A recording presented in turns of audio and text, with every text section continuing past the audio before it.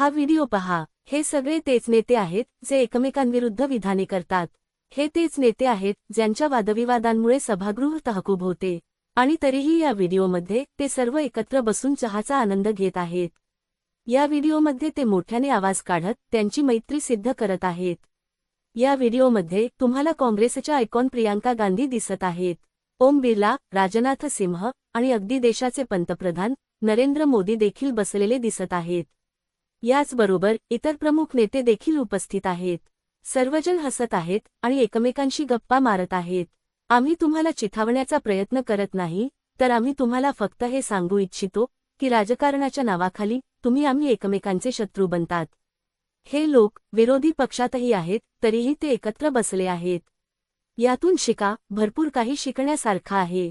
राजकारणामुळे कधीही तुमच्यातील परस्पर समंजसपणा खराब होऊ देऊ नका।